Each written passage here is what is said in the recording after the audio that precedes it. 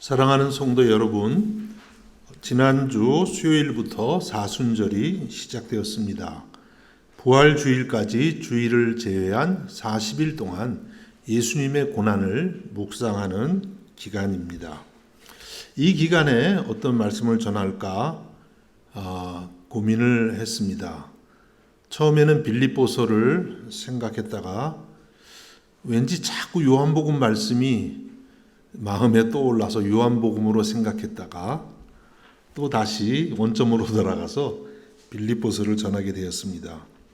이 빌립보서는 사도 바울이 썼는데요. 사도 바울이 쓴 다른 서신들과 달리 매우 친근하고 또 사적인 그런 감정들이 많이 들어가 있습니다. 그래서 이것을 이렇게 제목을 정하고 논리적으로 설교를 풀어가기가 쉽지가 않습니다.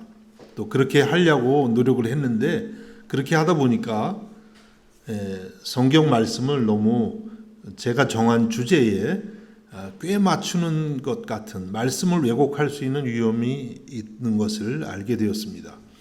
그래서 여러분에게는 좀 밋밋할 수가 있습니다. 지루할 수가 있지만 말씀을 이렇게 구절구절 살피는 방식으로 말씀을 전하려고 합니다. 이 빌립보서를 오늘부터 시작해서 이제 언제 끝날지 모르겠습니다. 어쨌든 우리가 이 사순절 기간 동안에 말씀을 계속 같이 보게 되는데요. 빌립보서를 통해서 여러분께서 하나님이 주시는 음성을 들을 수 있는 은혜가 있기를 주님의 이름으로 축복합니다. 지금 바울은 이 빌립보서를 어디서 쓰고 있느냐면 로마 감옥에 갇혀서 말씀을 지금 쓰고 있습니다. 여러분 혹시 감옥 혹은 교도소에 가보신 적이 있나요? 안 가시는 게 좋죠? 방문차 가는 것도 쉽지는 않습니다. 저는 전에 약 10년 동안 매주 목요일에 잘스부르크 교도소를 오스트리아 목사님과 함께 방문을 했습니다. 거기를 이렇게 방문하면 주로 이제 난민들이 종교 시간에 나옵니다. 또 때로는 오스트리아 청년들이 함께 나오기도 합니다. 그러면 이제 교회에서 마련한 국제 전화할 수 있는 카드라든지 또 옷이나 신발, 먹을 거, 간식 이런 걸 들고 조그만 방으로 이렇게 들어갑니다. 그러면 어느 때는 한 10명, 어느 때는 한 20명 교도소에 있는 분들이 나오죠. 그래서 이제 나와서 대화도 나누고 찬송도 하고 또 말씀도 나누기도 합니다. 그런데 거기 나오는 교도소에 있는 분들이 제일 원하는 것이 무엇일까요? 우리가 가져간 그런 것이 아닙니다. 그분들이 제일 원하는 것은 자유입니다. 자유를 원해요. 그래서 어떤 난민 형제가 너무나 이제 밖에 나가고 싶고 석방되고 싶어서 열흘 동안 단식을 했습니다. 그러다 보니까 교도소도 혹시 사람이 이제 교도소 안에서 어떤 사고가 나면 안 되니까 할 수 없이 석방을 해줬는데 이 청년이 교도소 밖을 나가자마자 이 주변의 슈퍼마켓에서 음식을 사 먹었습니다. 열흘 동안 단식을 했는데 그래서 그 음식을 먹고 그 자리에서 생명을 잃는 그런 안타까운 사건이 있었습니다. 교도소 생활, 자유가 없는 생활이 그렇게 힘든 것이죠. 지금 우리들도 감옥은 아니지만 큰 창살이 있는 그런 창살 없는 감옥에서 사는 것 같습니다. 식당에 가서 외식도 잘 못하고 친구들과 카페에 같이 간 게 언젠가 이런 생각도 들고 가족과 여행도 잘 못 갑니다. 그래서 요즘에 코로나 블루, 코로나 우울증이라는 그런 우울증마저도 생겼다고 합니다. 이렇게 특별한 시대를 우리가 살아가면서 우리 자신에게 여러분들이 다 한 번쯤은 물어봤을 것입니다. 이런 상황에서도 우리가 가지고 있는 신앙은 해답을 가지고 있는 것일까? 오늘 우리가 읽은 이 빌립보서는 우리에게 말씀합니다. 이런 상황에서도 예수님을 믿는 우리에게는 확실한 해답이 있다는 것입니다. 예수님을 믿으면, 예수님 안에 있으면 우리는 언제나 또 어떤 상황에서든지 기뻐할 수 있다고 말씀하고 있습니다. 여러분이 이 빌립보서를 1장에서 4장까지 이렇게 쭉 읽어보시면 이 빌립보서에서 뭐 두려움이라든지 혹은 어떤 불안함이라든지 낭망이라든지 이런 분위기를 전혀 찾을 수가 없습니다. 기쁨이 충만한 서신이 이 빌립보서입니다. 사도 바울은 빌립보서 4장 4절에서 주 안에서 기뻐하라. 주 안에서 항상 기뻐하라. 내가 다시 말하노니 기뻐하라. 이렇게 말씀을 하고 있습니다. 사도 바울은 감옥에 갇혀 있지만 주 안에서 기뻐한 것입니다. 그의 몸은 비록 감옥이라는 이런 한정된 공간에 있었지만은 그의 마음은, 그의 영혼은 주님 안에서 자유를 누리고 있었습니다. 기쁨을 누리고 있었던 것입니다. 여러분, 우리가 이 빌립보서를 함께 묵상하면서 우리들도 바울처럼 주님 안에서 자유를 경험하고 주님 안에 있는 기쁨을 경험할 수 있기를 주님의 이름으로 축복합니다. 이제 말씀을 드린 것처럼 한 절씩, 때로는 몇 절씩 이렇게 말씀을 간략간략하게 살펴보고자 합니다. 우선 1절입니다. 그리스도 예수의 종 바울과 디모데는 그리스도 예수 안에서 빌립보에 사는 모든 성도와 또한 감독들과 집사들에게 편지하노니. 여러분, 신약 성경에 사도 바울이 쓴 편지가 몇 권 있는 줄 아시죠? 아시나요? 13권이 있습니다. 사도 바울의 서신이 13권이나 많이 이렇게 담겨져 있는데 그 모든 편지에 보면 바울은 항상 편지를 쓸 때에 자기가 누구인지를 먼저 항상 밝히고 있습니다. 오늘 여기서는 자신을 뭐라고 했습니까? 그리스도 예수의 종, 이렇게 표현을 했습니다. 이것은 그냥 단순한 거칠의 인사말은 아닙니다. 정말 사도 바울이 이런 의식을 갖고 살았다는 거예요. 나는 예수 그리스도의 종이다. 예수 그리스도의 종이라고 그는 항상 고백하고 살았습니다. 여러분, 종에 대해서 아시죠? 종은 자기 권리가 없는 사람입니다. 오직 주인의 뜻에 따라 주인께 복종하면서 살아가는 사람이 종입니다. 그러니까 사도 바울은 예수님을 믿고 사도가 된 다음에 언제나 나는 예수님께 속한 사람이다. 나는 오직 예수님의 뜻을 따르고 예수님의 뜻에 복종하는 사람이다. 이런 의식이 있었다는 것입니다. 우리는 이 바울의 자기 정체성을 보면서 바울과 같이 우리들도 그렇게 고백하기 원합니다. 나는 예수 그리스도의 종입니다. 내 인생의 목적은 오직 주님 대신 예수님을 위해서 살아가는 것입니다. 이러한 고백이 여러분 마음 깊은 곳에서 나올 수 있기를 주님의 이름으로 축복합니다. 우리는 예수님을 믿으면서 사실 종종 예수님을 마치 내 종처럼 생각할 수도 있습니다. 그러면 안 되는데 예수님은 뭔지 왠지 항상 나만 위해야 될 것 같고 또 내 뜻대로 안 되면 원망하고 불평하고 주님을 떠날 때가 얼마나 많습니까? 그것은 예수님을 주님으로 대하는 태도가 아닙니다. 종의 자세가 아니죠. 물론 예수님은 여러분을 위하십니다. 여러분을 위해서 십자가에서 죽기까지 하셨고 오늘도 여러분과 동행하시면서 여러분을 도우시는 분이 우리 주님이십니다. 그러나 우리의 신앙이 성장하면 성장할수록 우리는 이제는 예수님을 주님으로 섬겨야 됩니다. 나는 예수님의 종입니다.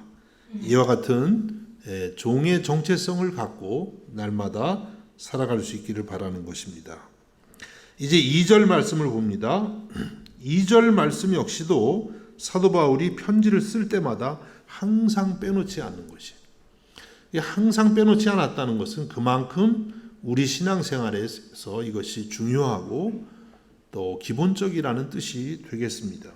2절 말씀이 어떻게 됩니까? 하나님 우리 아버지와 주 예수 그리스도로부터 은혜와 평강이 너에게 있을지어다.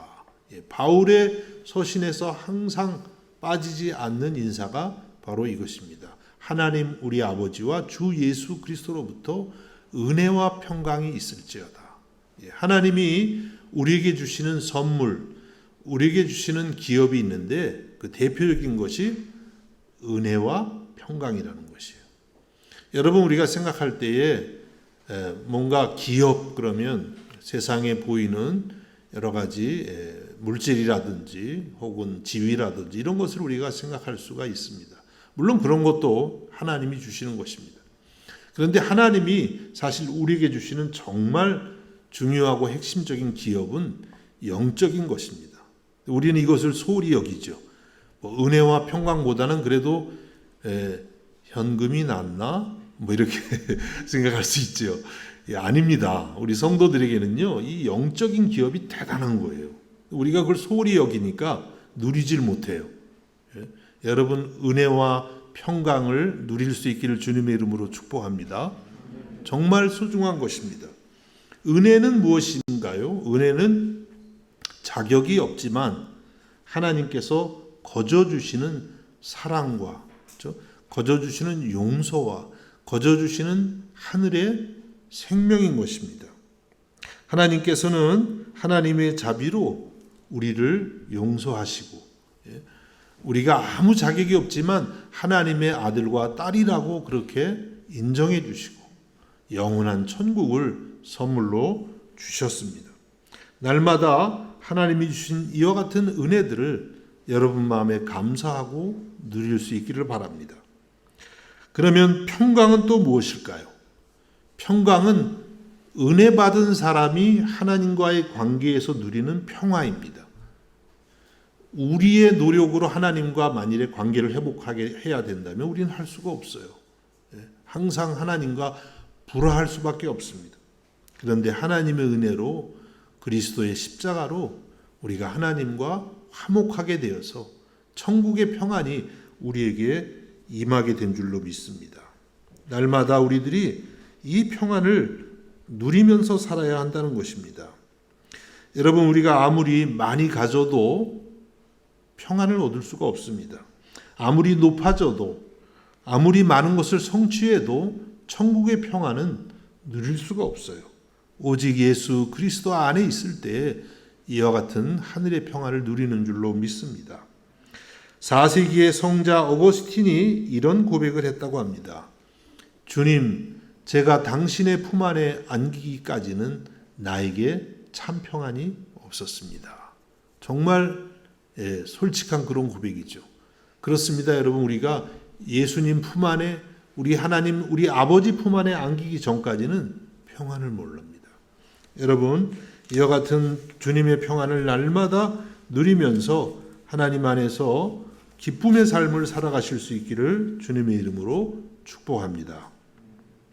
이제 다행히 4절을 한꺼번에 생각합니다. 3절에서 7절까지인데요. 여기는 바울 사도가 빌립보 교회에 편지를 쓰면서 감사하는 내용입니다. 사도 바울이 이제 선교 여행을 사도행전을 보면 3차례에 걸쳐서 합니다. 많은 교회들을 세웠습니다. 또 그 교회들을 때로는 순회하면서 방문도 하고 또 이렇게 편지도 쓴 것입니다. 그런데 이제 교회들을 생각할 때 사도 바울이 어떤 교회는 이제 생각할 때에 마음이 슬퍼요. 괴로운 그런 교회들도 있었어요. 예를 들면 고린도 교회에 있었습니다. 또 어떤 교회는 생각할 때 너무 감사해요. 예를 들면 데살로니가 교회라든지 이런데, 특별히 이 빌립보 교회가 바울의 마음을 참 기쁘게 한 그런 교회입니다. 왜 그랬을까요? 5절과 7절에 그 이유가 나오는데, 우선 5절을 보면 너희가 첫날부터 이제까지 복음을 위한 일에 참여하고 있기 때문이라. 사도 바울이 빌립보 교회를 세울 때 복음을 전해 주었는데 그 첫날부터 약 10년이 흘러서 로마 감옥에 지금 갇혀 있는데 이때까지 계속해서 바울의 선교 사역에 동참한 교회가 바로 이 빌립보 교회입니다. 또 7절도 같은 말씀입니다.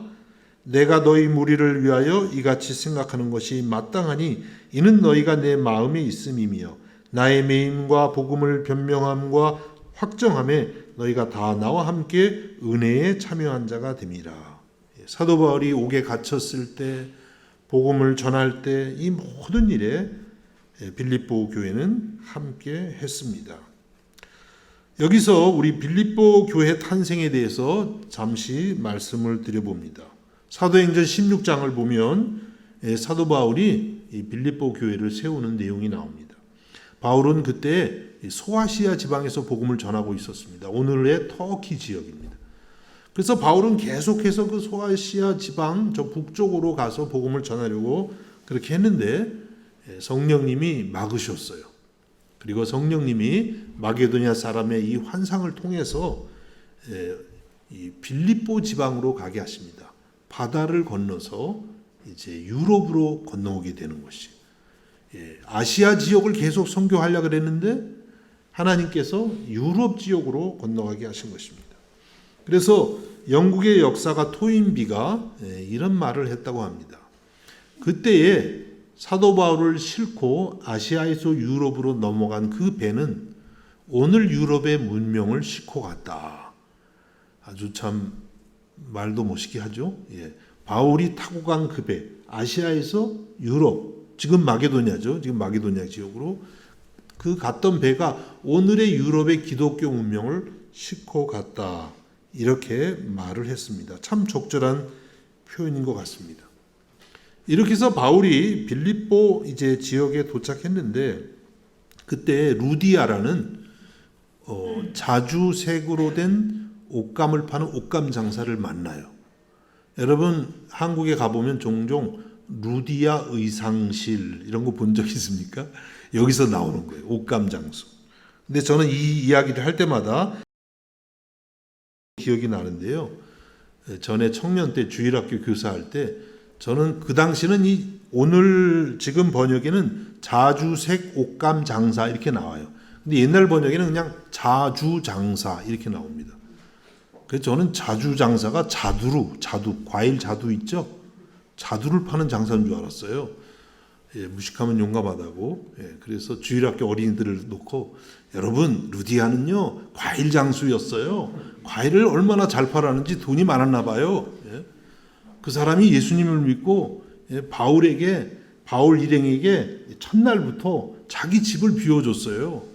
거기서 빌립보 교회가 생겨났습니다. 뭐 이러고 한참 분반 공부를 잘 마쳤습니다. 끝나고 주일학교 부장 선생님이 오시더니 저 이 선생님 그 루디아는 과일 장사가 아니라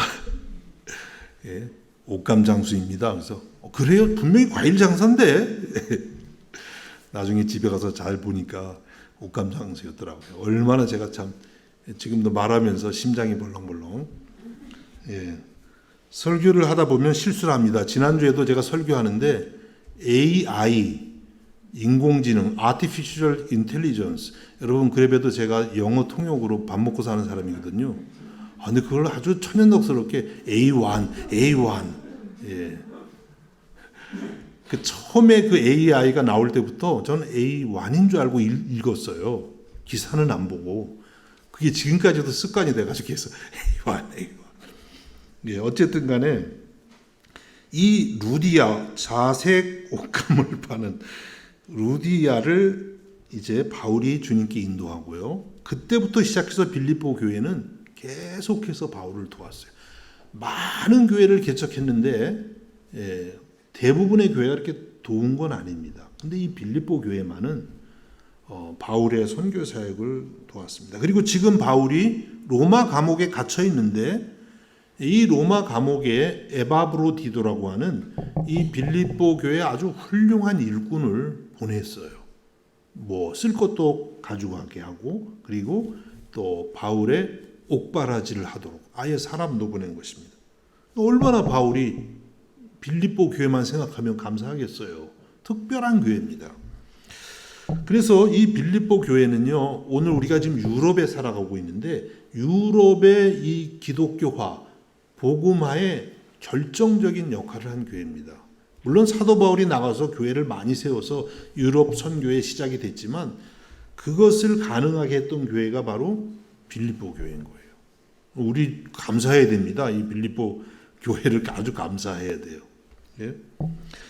여러분, 우리 교회도 큰 교회는 아닙니다. 그렇죠? 여러분은 굉장히 큰 교회라고 생각하실 수 있겠어요. 일당 천이니까. 예.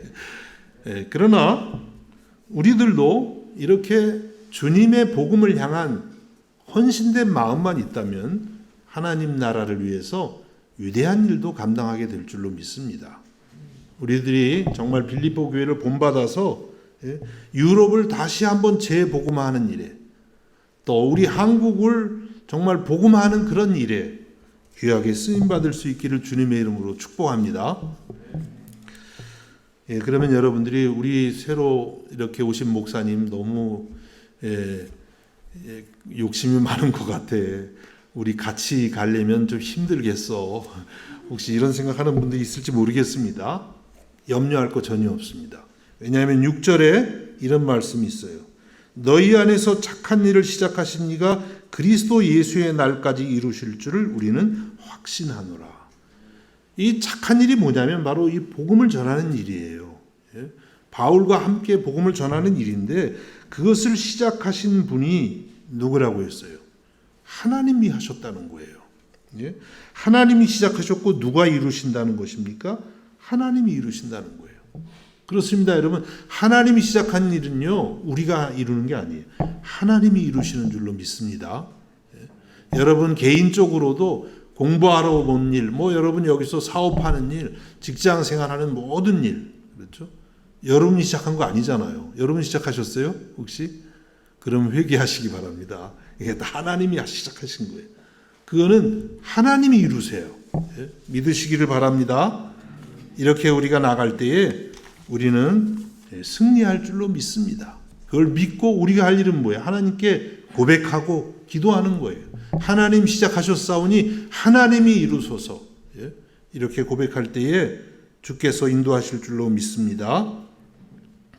이제 8절에서 11절까지가 남았는데요. 간략하게 말씀을 전하고 마치겠습니다. 우선 8절에 보니까 내가 예수 그리스도의 심장으로 너희 무리를 얼마나 사모하는지 하나님이 내 증인이시니라. 사도 바울이 심장 이식 수술을 했나 봐요. 예수 그리스도의 심장으로. 그런 뜻은 아니고 바울이 예수님 믿고 나니까 이제 그 마음이 예수님 마음 같이 됐다는 거예요. 얼마나 빌립보 교회를 사모하는지 그 고백을 합니다. 저도 좀 그랬으면 좋겠어요. 여러분 좀 사모했으면. 바울의 이 고백의 10분의 1이라도 여러분을 사모할 수 있다면 얼마나 좋을까요? 저는 사실 이 빌립보서를 전하지 좀 않으려고 했던 이유 중에 하나가 이런 거예요. 이 바울을 보니까 목회할 자신이 없더라고요. 얼마나 이게 성도를 사랑하는지. 그래서 저도 사실은 지난 금요일에 잠깐 올라오긴 했어요. 여러분들 보고 싶어가지고. 앞으로도 조금은 그렇게 해보려고 하는데 사도 바울의 이 고백이 얼마나 놀라운지. 예수님의 심장으로 사랑한다. 여러분 우리들도 이렇게 예수님의 심장으로 서로 사랑할 수 있기 바랍니다. 예수님이 사랑하지 못한 사람이 있을까요? 없습니다. 예수님은 십자가에 못 박히셨을 때에 자기를 십자가에 못 박는 이들을 위해서 이런 기도를 했습니다. 아버지여 저들을 사하여 주옵소서. 저들이 하는 것을 알지 못함이니이다. 예수님의 심장을 가지면 우리는 사랑하지 못할 사람이 없습니다. 그래서 우리들도 주님 나에게 주님의 심장을 주세요. 이제 내 심장으로는 사랑할 사람이 없어요. 주님의 심장을 주옵소서. 그때에 우리들도 이와 같이 서로 사랑하는 공동체 또 가정과 우리의 일터를 만들어가게 될 줄로 믿습니다.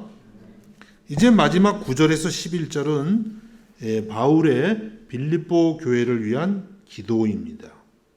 이 기도의 핵심은 뭐냐면 성장하는 기쁨을 누려라 이런 뜻이에요. 전체 이 주 안에서의 기쁨이라는 전체 주제하고 연결해 보면 성장하는 기쁨을 누리라. 그래서 9절 말씀 먼저 보면 내가 기도하노라 너희 사랑을 지식과 모든 총명으로 점점 더 풍성하게 하사. 빌립보 성도들이 사랑이 자라가기를 원하고 있습니다. 그런데 그 사랑은 지식과 모든 총명이 더해져서 점점 더 풍성해지는 사랑. 사랑에도 지식이 필요합니다. 말씀의 지식이 필요해요. 예를 들면 고린도전서 13장에서 사랑을 어떻게 정의했죠? 사랑은 오래 참고, 사랑은 달콤하고 이랬으면 얼마나 좋겠어요. 사랑은 쓰다는 거예요. 사랑은 오래 참고. 그럼 벌써 그 지식만 있어도 사랑하기가 낫잖아요. 이 사랑은 달콤한 줄 알았는데 왜 이래? 이게 아닌데. 그게 아닌 게 아니라 그거죠. 사랑은 오래 참는 거. 그럼 벌써 사랑이 깊어지죠. 그래서 사랑이 지식과 함께 가라. 또 10절과 11절은 의의 성품이 자라가기를 기도하라고 말씀합니다. 11절 한 절만 보면요. 예수 그리스도로 말미암아 의의 열매가 가득하여 하나님의 영광과 찬송이 되기를 원하노라. 예수님으로 말미암아 예수님과 깊이 교제하게 되면 예수님의 그 거룩한 성품이 우리의 것이 된다는 거예요. 이와 같이 신앙이 자라가라고 말씀합니다. 여러분, 우리가 이 사순절 기간 동안에 신앙이 성장하는 기쁨을 맛볼 수 있기를 원합니다. 성장의 기쁨. 여러분 어렸을 때에 키 좀 많이 재보셨나요? 네, 키가 자랐나? 몇 달에 한 번씩. 키가 너무 빨리 크는 분들은 좀 곤란하긴 하겠지만은 저 초등학생 때 키가 참 작았습니다. 그래서 항상 이 앞에 앉았어요. 번호로 하면 1번 아니면 2번. 근데 중학교 2학년 때 6개월 만에 키를 재는데 믿거나 말거나 12cm가 자란 거예요. 갑자기. 그래서 반에서 한 중간 키 가까이 되더라고요. 얼마나 참 뿌듯했는지 모릅니다. 키는 좀 유전적인 게 있어서 우리가 원하는 만큼 자라지 않을 수도 있습니다. 그런데 우리 신앙은 우리가 주님의 말씀에 마음 문을 열고 예수님과 깊이 교제하면 얼마든지 자라는 줄로 믿습니다. 이번 이 사순절 기간 동안에 빌립보서를 우리가 묵상하는 가운데에 우리의 믿음이 성장하는 기쁨을 누릴 수 있기를 우리 예수님의 이름으로 축복합니다. 기도하겠습니다. 예수님 감사합니다. 여러 가지로 어려운 시절을 우리가 지내고 있지만 주님 안에서는 얼마든지 기뻐할 수 있는 줄로 믿습니다. 빌립보서를 함께 묵상하면서 이와 같은 믿음의 비밀을 배워가고 또 알아가는 저희들이 되게 하여 주옵소서. 예수님의 이름으로 기도하옵나이다. 아멘.